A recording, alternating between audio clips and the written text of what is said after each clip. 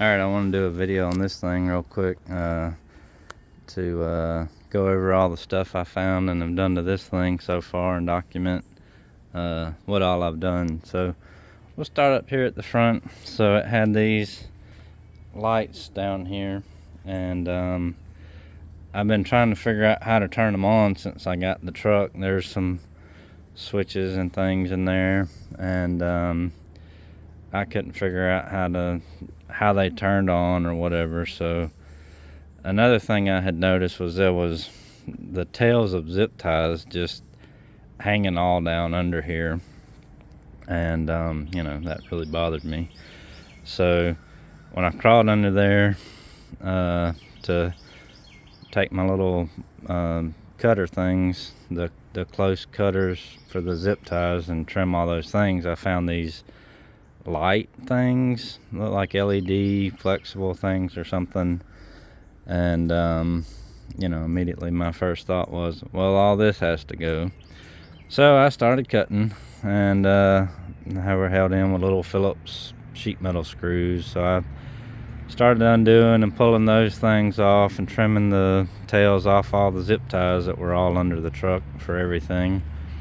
And they had one across the back bumper, like under the sides, one under the front, and that, to me, that's reminiscent of the Honda days with Nopi and all that stuff, where they had the what was it, street glow or underglow or something. But back then, they were almost like hanging a fluorescent bulb under your car, because they didn't have LEDs and stuff. So it was just a long bulb, and they were getting broken and all that stuff all the time, because the Hondas back then were dragging the ground, and they'd take the springs out. And anyway, that's been a long time ago. But anyway, so I get all the underglow or whatever light crap that came up here, and you can see the screw hole right there, and it was all, the wires were all wadded up and taped together, and that just drives me crazy. So I pulled all that garbage out, threw it in the trash. And then if you look at these headlights, you can see this one is not sealed and has condensation in there. And then they have these little thingy dingies around there, LED. I don't know, that's not me.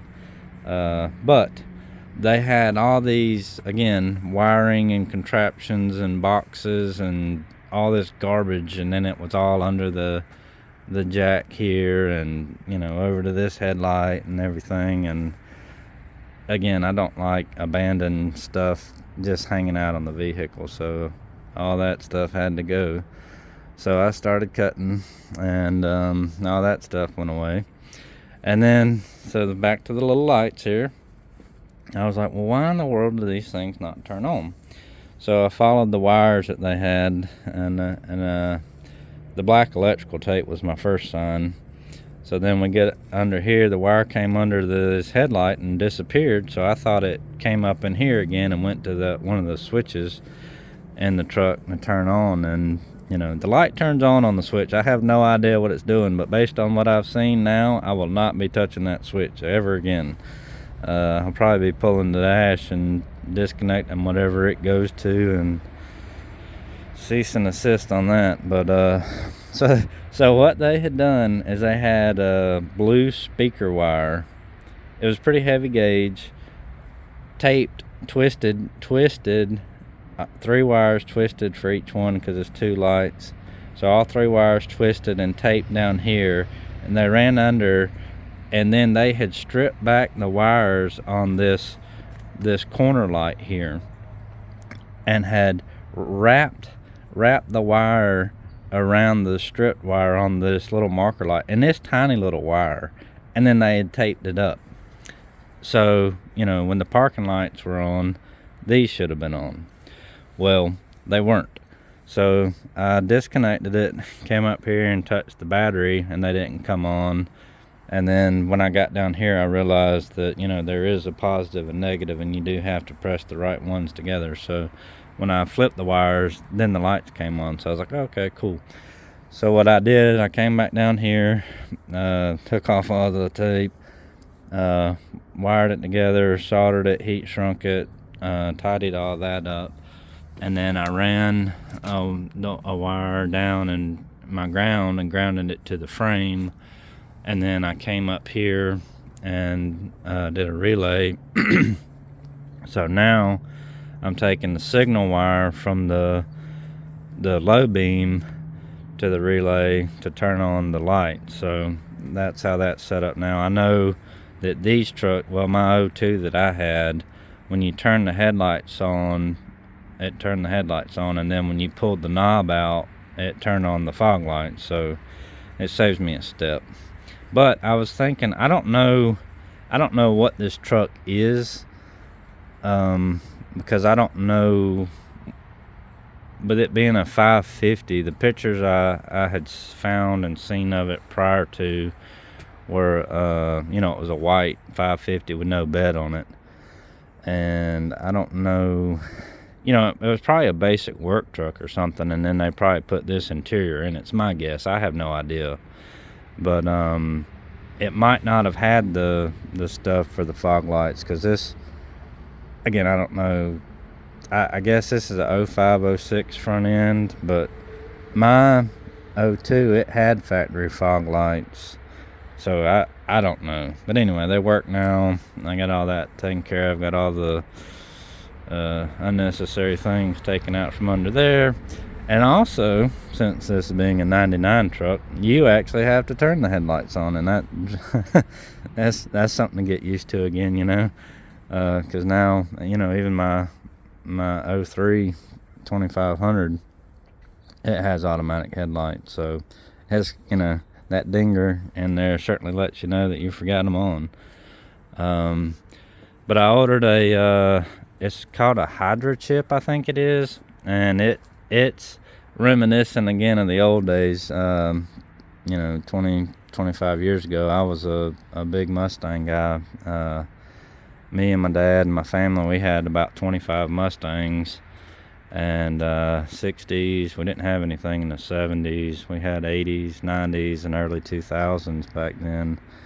And we built a Mustang for my buddy. It was a 94 GT. That was the bastard years where they were integrating the OBD2. So it had an OBD2 under the dash, but then it had the OBD1, where Ford had them under the hood. So, you'd read the OBD2 in the car, and it would say, read the OBD1 under the hood. So the OBD2 really didn't do anything. It was just the integration, because I think 96 was the first year OBD2 in all of them. But anyway, so we built a 351 Windsor for it. It was a stick shift car. Back then, everything I owned was a stick shift. That's all. I converted. I had a 66 Mustang when I was 12 or 13, and it was an automatic car. And I pulled the automatic, put the pedal assembly in it. It had the Z-bar. Had to find all the parts and everything for the Z-bar assembly, and had a T10 4-speed in it.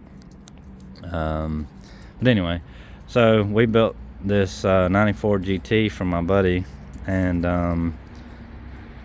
he had back then, you had the trick flow was the big thing, that big monstrosity of an intake and the throttle body and all, and then he had some kind of 30-pound injectors. And back then, there wasn't really a way to tune the Ford ECU, that we knew of, other than the chips. So, you had to take the ECU apart and then clean there was a plug, you pulled the plug off, and you had to clean the connections on the ECU, and then you plug the chip in, and then it'd have a little wire that came out, and you had the little knob or, something, so you could switch between the tunes, and you'd have to tell them all the modifications you had done and everything to the car. And but that car never ran right with that chip and everything on the gasoline side anyway. So it was I don't know, just, seeing it when I ordered the hydro chip and all, it should be here today, and seeing the chip, it was just very reminiscent of, back in the day when we used to order those chips and put them in there and think we were doing something. It was kind of funny to think about. But again, back when I had my '02 F250, I had a Diablo chips or something, handheld programmer that it took 5 minutes to flash the tune, and it had 4 tunes on it, and basically you just left it in one and put the thing in the glove box and just forgot about it. So this thing has a little programmable display that you stick on the dash, or you can buy their little billet insert or whatever, and it can hold up to 17 tunes, and there's towing, economy, performance, all this stuff. And then apparently once you change the injectors and all, then you have to go to a custom tune, and there's, as it is in every other thing, there's this one niche guy that does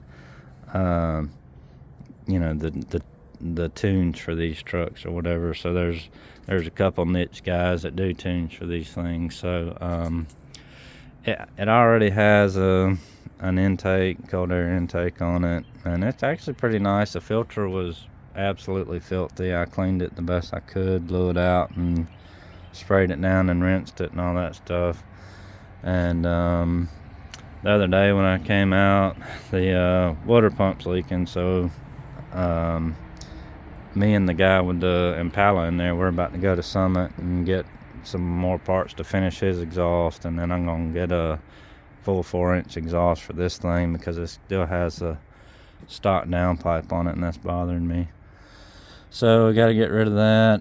And then I talked to a diesel guy about the hydro chip and all, and because I was telling him I think this truck already has some kind of tuner program on it, but I didn't know or have whatever it was. So he said that since this plugs in on the ECU, it overrides whatever's there. So I think I'm gonna go for the biggest tune-up they have on there and see what happens, and then do the exhaust, and then I want to do the turbo, obviously, and then I want to do the injectors, and then the fuel system, and then probably need a better torque converter, and then it'll kind of snowball from there.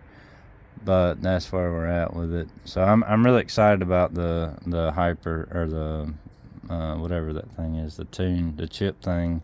Really excited about that. I don't know why. I'm really excited about it. So moving on, I think the best thing I'm gonna end up doing on this thing is just put a super single on the back, because the rear ends and gear ratios for these trucks are astronomical. Ring and pinion for the smaller S110 rear end, I found one, but apparently they either came with 488s or 513s, which is not helping me at all. So again, with these height tires on it, it's effectively a 424 gear ratio. So I think what I want to do is, if I do a super single and machine it to a 22-inch wheel, then I can run one tire, and then that should get some weight off the back. So I think that's what I'm going to try to do there. And also I found there's a box thing for the fuel transfer thing. So it has a fill here, a tank there, and then it's got a tank right there, that little box thing. You can see the hole where the stacks were. But it holds 34 and 36 gallons of fuel. So it's set up for the long haul of about 400-mile range. Then we come to the inside. Again, you have to turn the lights on this model. And so again, I was looking around. It's got this switch thing on the dash, and lights up when you turn it on. And again, I was under here, looking for the ECU's under here for the doing the hydro trip and everything. So I took this cover off, and I should never have taken that cover off, because I found a monstrosity of wires and boxes and stuff that I wish I had never seen, and you know, it's got to go. So I started cutting and got all that stuff out, and then I still haven't found out everything that doesn't work in the truck now, but it's all gone, all that crap under there. I mean, it was, oh man, it had a thing that came up the A-pillar and had something on the windshield there, and it was wild. And then I went over there, and because a lot of the wires and stuff went over there, you know, because it runs down, well, you don't know, but it runs down across here to, it's got speakers and stuff that I don't really care about in the behind the seat, and it's more weight to pull down the road. And so there was like this box under there, it said Pioneer or something, and had all these cables and wires and stuff going on, and you guessed it, it had to go. So I started cutting and got all that stuff out, and then started pulling on all the wires, and then all that stuff was just, it was just abandoned. They just, I mean, when you're putting something in, remove the old stuff. I mean, why would you leave it in the truck? I mean, that drives me crazy. So all that stuff's gone, whatever it was. And again, I don't know, they got a single din and a double din, and that looks like crap. I would rather a stock radio than that thingy dingy. This is the fuel thing, so it has a main tank, auxiliary tank, and then it tells you it when it's pumping, so it turns on and will pump from the front tank to the back tank. And then they use this useless cubby for the trailer brake. So I thought that was kind of clever. But yeah, so it does have a sound system thing. This thingy dingy doesn't work. I think that was temperature and navigation back then, wasn't it? But it, you know, it's 99, so it doesn't work. But the seats are really nice. I like the seats. I didn't realize that the steering wheel was foobar right here. That kind of bothers me now. I guess there was, these have the faux wood or something right there? But I hate steering wheel covers. That's another, I can't stand steering wheel covers. So I'll probably have to find a steering wheel now that I've seen that.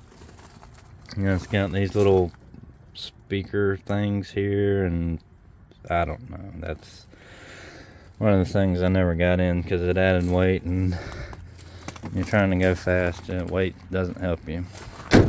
Then we get back here. Oh, somebody mentioned about the bed gap. So this is an F550 and this is an F350 bed. So if you do that, this is the gap you get. So whoever did this made these little pieces of metal to, I don't know, I guess it fills the gap kinda. I mean, they could have made it a little wider, but I think somebody makes some kind of a fill panel or something, but then you probably got to paint it or something, and I really don't want to deal with that either. So I think I'll just have to live with this.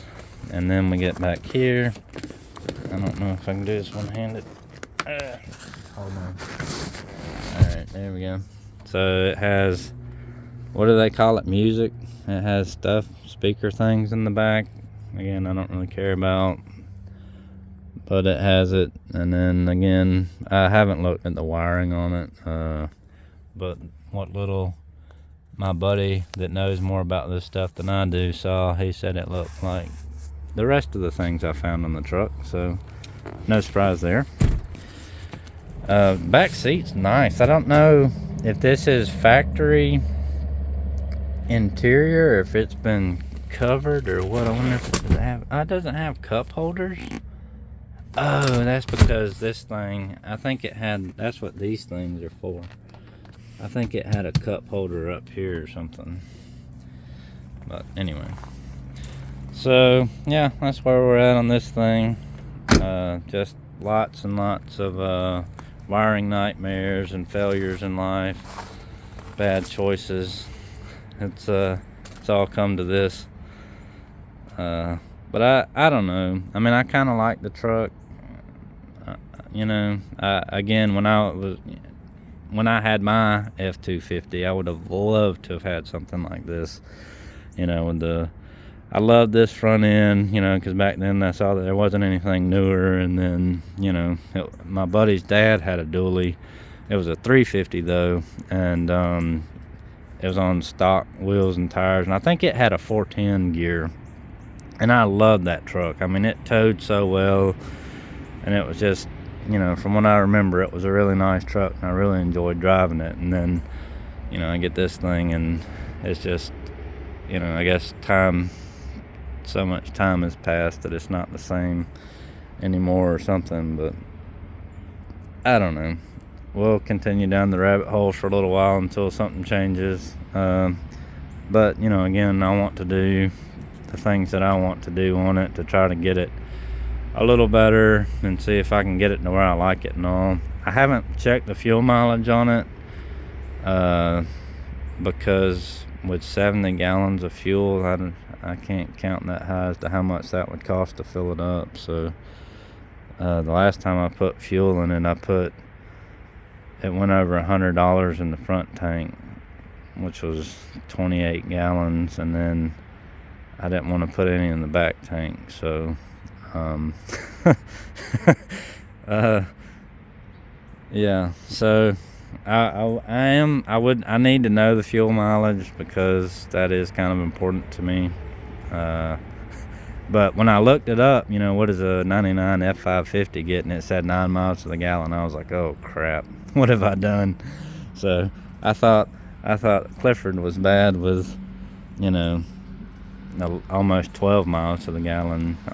You know, and that's the thing with that too, is with the Clifford, you know, you got to run premium, and then of course nowadays, depending on the day and the week, premium can be more or less than diesel. So my luck when I get this, diesel was more than premium. So I remember when diesel was less than pump 87, and pump 87 was less than $1. But you know, I guess those were the good old days. And then you had trucks like this, and you liked them and appreciated them because there wasn't 1,000 horsepower trucks from the factory, or 1,000 foot-pounds of torque trucks from the factory. So anyway, I just wanted to get all that wiring cleaned up, and you know, usually when I get one, it doesn't take this long for me to dig into it and start finding all this stuff, but it's taking me a little longer on this one. There's my little puppy dog. He's up and at 'em this morning chasing the cat and the chickens. So anyway, that's the update for this on now. We're about to go to Summit, and like I say, I gotta get a water pump because it's started leaking. And then I think it's the oil cooler. There's an oil cooler thing under there that's leaking, so I'm gonna have to, I don't know what you do to fix that. I guess it's O-rings or seals or something, so I'll have to figure that out and change the oil in it, because based on now what I've seen, I don't know the amount of time. I don't know about the oil or anything in it, so I'm gonna go ahead and change all that stuff just because that's how I am when I get something like this. I just want to go ahead and change all that stuff. It did have a transmission put in it, and I know the guy or the people that did it and all, so I found the receipt. But that was in 2015. But I think this guy got this truck in 2015, and basically, I guess he built it, had all this stuff done, and then he put no miles on this truck at all. I mean, no miles. So probably because of the 9 miles to the gallon. But well, he's got money, so he could afford it. But you know, I don't know. It's a big truck. I do kind of like it. It does ride good. Surprisingly, it does ride good. You know, with the air suspension in the back, and then I think he said these tires are only on 40 pounds of air or something. So it really doesn't ride that bad. Well, except for when the airbags are pumping up. When we go down the driveway, it'll beat your brains out. Because I guess it's hitting the bump stops, because it is violent when bouncing down the driveway before the airbags get all the way pumped up on it. But it is a cool truck, so like I say, I'll just do my little stuff to it, initially, and then kind of see how I like it. The guy, I think it was irate diesel or something, he said that I should be able to get close to 500 horsepower and 900 foot-pounds of torque or something. So I think I could be happy with that for a little while. And but I think the ultimate goal would be a compound Cummins with an Allison 6-speed or something. I think that'd be pretty neat.